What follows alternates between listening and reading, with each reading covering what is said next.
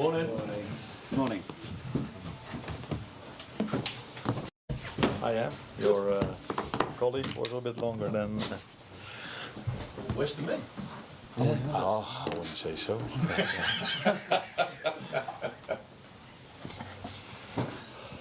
Camera's ready. Vinny, do you want to start us off? Arne, first of all, can we check on the injury news? Alisson, Hugo Ekitike and Federico Chiesa. Yeah, Alisson is not part of the squad tomorrow, and he's not going to travel to Brazil as well for the national team. So he will be out for Saturday. Hugo is going to train today again, and let's see where he is. And the same can be said for Federico. So we have to wait and see after the session where they exactly are. Any idea on the timescale for Alisson, just how serious the hamstring injury is? Yeah, that depends also on how fast a recovery goes. So it's clear that he's not there Saturday. It's clear that he's not going to play for Brazil, and I would be surprised if he would be there in the first game after the international break. But from there on, sometimes things can go a bit faster or a bit slower. So it's always difficult to say the amount of days and weeks. But for the upcoming games, he will not be part of us or the Brazil team. I suppose what it does mean, though, as well, is it gives Maradashvili an opportunity and the potential this weekend for his Premier League debut. Just tell us what kind of an impression he's made on you, what kind of a level you see him at. I think we've seen against Southampton how well he's adjusted. We knew that we were bringing in a very good goalkeeper, but when he plays his first game, that's always the best way of seeing that he's adjusted well or not. And I think we've seen in that game that he's adjusted really well to our club, which is not a surprise because he's a quality goalkeeper. And now he can do what Cruyff had to do so many times in the past, replacing Alisson, hopefully in a way like Cruyff did so many times before. Just with Ali, is there a concern again that it's a hamstring?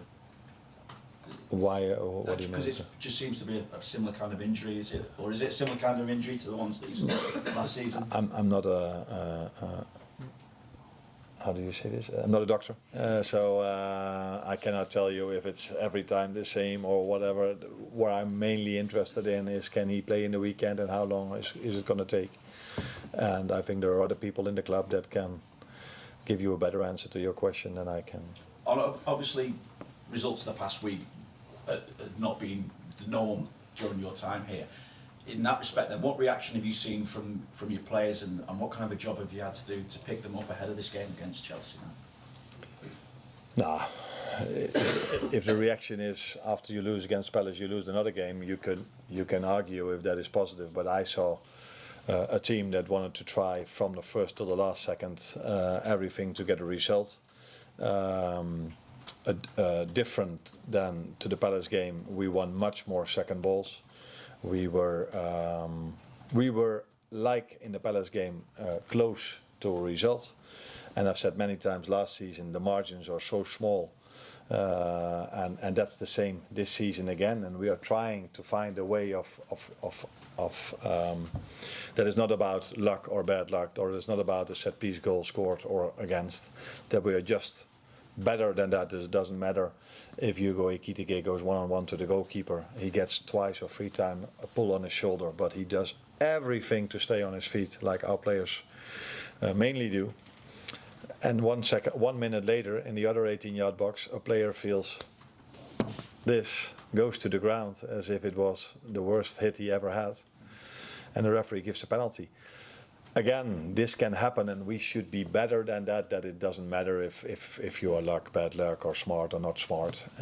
If you score a set-piece goal or you concede two, like against Palace.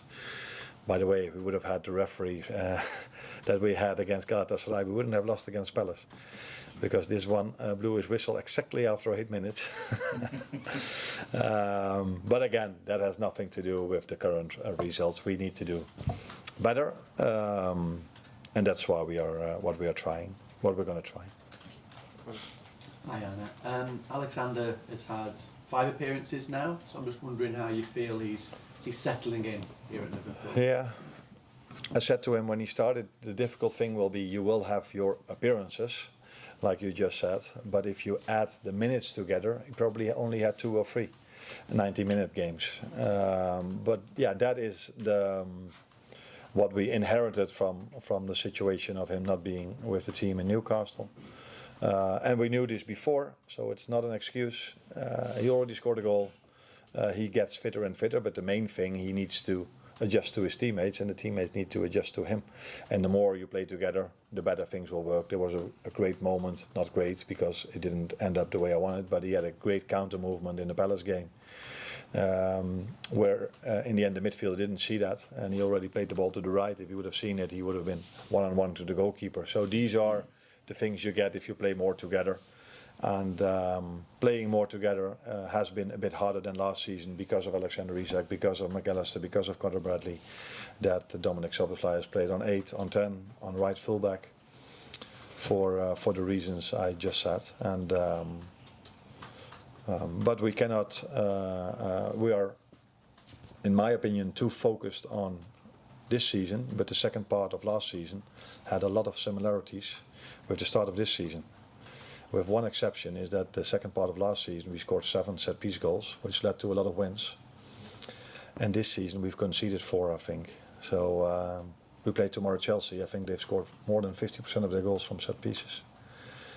So this is the new reality in the Premier League, and we were doing this really well the second part of last season. And this season we have had many good chances from set pieces as well. Unfortunately, didn't score yet. So does that mean you've got to work harder at them now, or is it just luck? What I just said, we've been very close to scoring set pieces this season already. Ibu, a big chance against Galatasaray and a big chance against Palace. So I'm very happy about the amount of chances we generate from set pieces, but we haven't scored yet. And yeah, is that luck, bad luck? At this moment of time, I would say we are a bit unlucky. If just keeps on going throughout the whole season, might have to do with other things as well. But what I'm trying to say is open play goals, second part of last season and the first part of last season is a main difference. And I don't think we do things different. I do see teams doing a lot of things different to us. So the first part of last season, Jürgen gave me a lot of gifts, but one of the gifts he also gave me was ending up 3rd the year before and 5th that year before.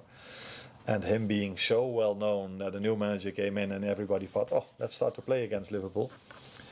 And teams played in a completely different way in the first half of the season against us than they did when we were top of the league after half of the season and when we were top of the Champions League after the first part of the season. And I can see this going now into the second half in this part of this season.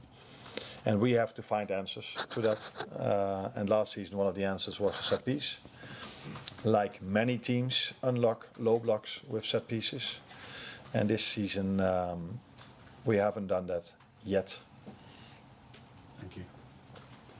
I just wonder how Bradley and Frimpong are reacting at the moment to maybe not getting as much time at right back as they might like, given the form and the job that Szoboszlai is doing there for you.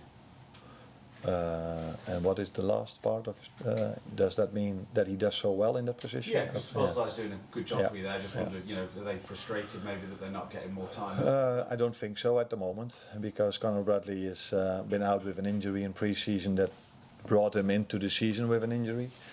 And Jeremy Frimpong the same. He's been out with an injury as well. So I think I would be surprised if players are complaining that they don't play if they are injured. That would be something new to me. And yes, they've came back from their injuries, but like Alexander Isak, it's at least we don't believe in it. It's not possible if you've been out for 3 or 4 weeks with an injury that you can play 3 games in a week, because you're not prepared for that. So that's why we had to adjust in that position with Dominic Szoboszlai, which he's done very, very, very well, except for the moment where we conceded the penalty, maybe.